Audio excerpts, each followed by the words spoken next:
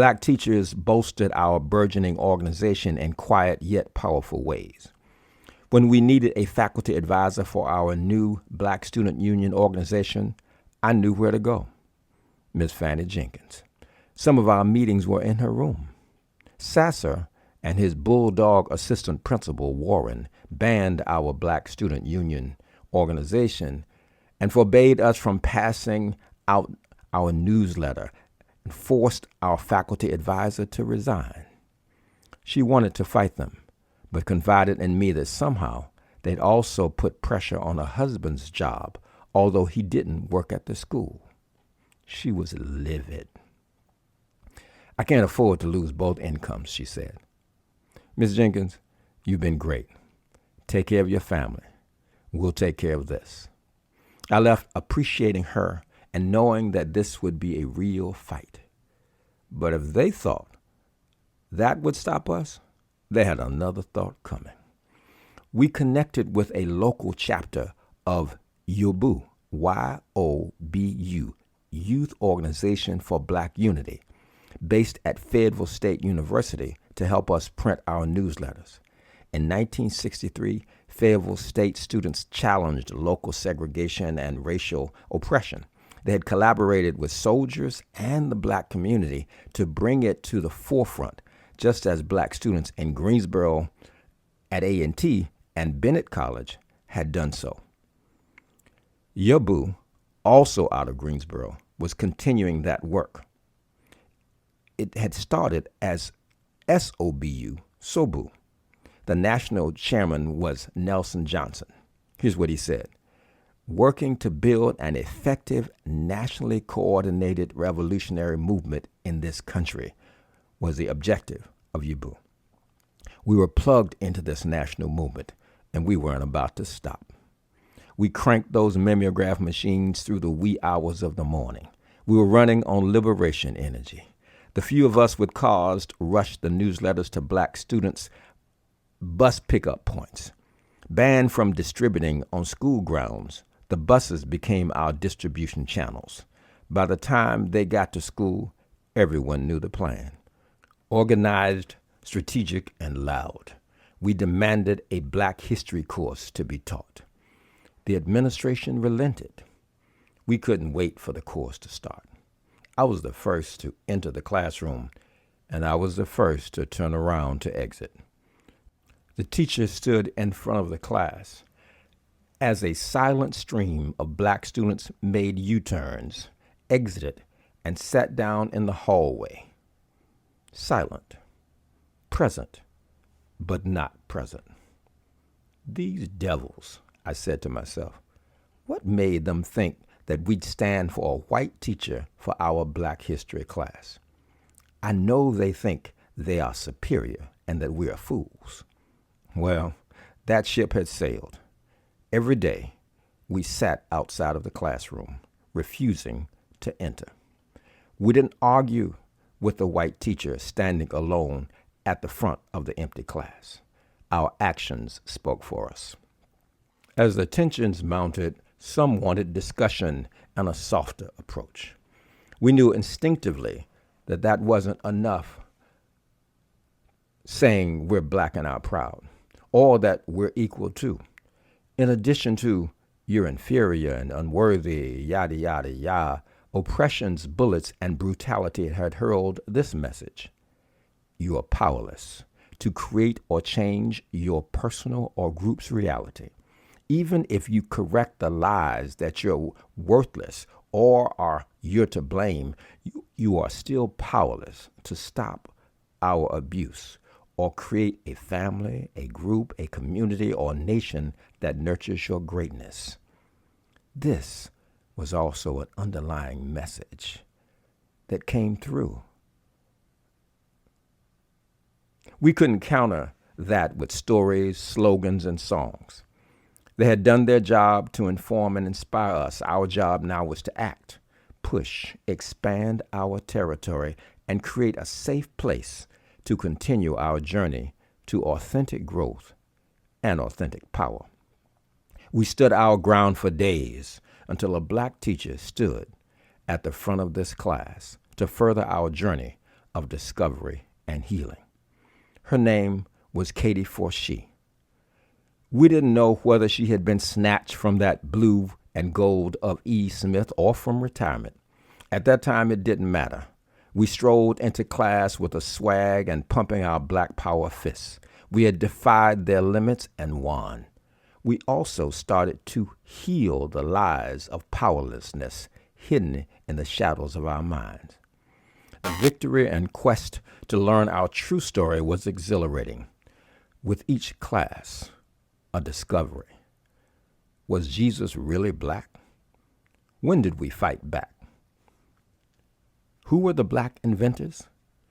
Did Pablo Picasso copy African culture and claim it as his own? Did you see Bill Cosby's Black History, Lost, Stolen, or Strayed?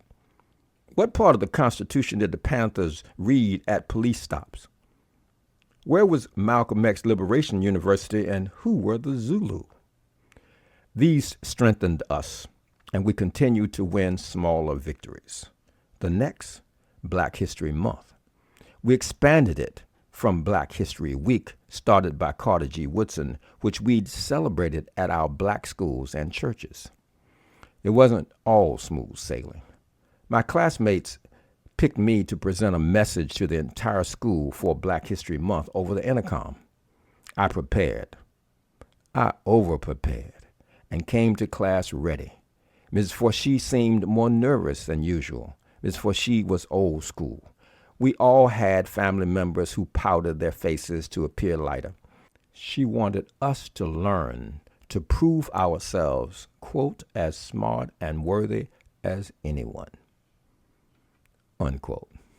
Pulled into this Black Power tug-of-war by our demands to the administration, she chose to put her head down and to teach us Black history. I just didn't know how far down. When I approached the front of the room to make my presentation, Ms. Forshee said, "I'm sorry, Philip. There will be no Black History Month school-wide presentation." What? It was a gut punch. She had caved in to administration pressure meant to silence other leaders of the Black Student Union and me. I plopped myself in my seat as hard as possible and slammed my books to wake the dead. I was steaming, angry about her silence, her collusion. Mrs. McLean or Ms. Jenkins would have alerted us to the pressure so that we could have prepared a counter. Though my grandfather was a minister and my mother an evangelist, I was more an organizer than a public speaker. This was a chance to step out with something that I was passionate about, us. I'd planned to let Black Power resonate with every syllable, every word, every sentence. It was a personal opportunity lost. In my junior year, we started to plan the biggest thing yet, a mass school walkout with Yabu students joining and with media coverage. The administration strategy changed from challenging us to warning Black teachers of the consequences of our organized actions and enlisting their help to thwart our bold actions as a form of protection for us from the horrible consequences that might follow. A small group of these teachers were convinced and got busy. Hello? Hello, is this Maggie Wright? Yes, it is. Is your son Philip Getty? Who wants to know? Miss Wright, my name is Miss Taylor. I'm an English teacher at Terry Sanford, calling to alert you that your son, Phil Getty, is involved in an organization banned from the school, and that we believe is being influenced by outside organizations. Were you aware of that? I know my son is involved in fighting racism at the school. Ms. Wright, I'm a Black parent just like you. I know these are challenging times, but I just don't want your son to get hurt. Hurt how? We believe he's involved in a plan to disrupt the school tomorrow, and we're calling parents to protect them. Not only is this forbidden, but his participation could threaten his graduation and any scholarships he has received from colleges. Keep talking. Can we count on you to speak to him and ensure he's not involved? Listen, Miss Taylor, I appreciate your concern, But I want you to know that I trust my son, and if he's involved, I'm behind him 100%. Then I got a call from my mother. What y'all planning at the school? I just got a call from Miss Taylor talking about how you might not graduate or some may lose their scholarships. I filled my mother in on the details, and she remained solidly behind me. Where did they think I got it from? But the calls did cause a tremor in the force. Some parents had known. Some did and had become frightened for us. While I was a junior, Ron and Larry were seniors, headed to UNC Chapel Hill. Understandably, their parents and other graduating students were worried about college implications. Other parents stood with us. It was a nervous night. There were no cell phones, no texting, no emailing. These hadn't been invented yet. We'd have to wait till the morning at Command Central to assess the damage and decide to proceed or cancel our planned mass black student walkout. Anyone suspected of being in leadership or supporting the BSU seemed to have received the same call. Yeah, they called my mother. I'm still in. I'm out. My pop said it was too risky. I'm still in. My dad said, stand your ground. I'm out. Man, I can't risk my scholarship. In, out, in. While there were still more yays than nays, the split and the hesitancy weakened us. Because of the mixed parental response, we reasoned that they didn't know how effective they were. We seek to use that somehow. But for now, we scaled back and redirected Yabu, other organizations, and the media that were key to our plan to expose the racism at the school and to continue forcing change. They had won that battle. Lesson learned. We weren't deterred. We were riding a wave of black power. African history, African clothes, afros, and more.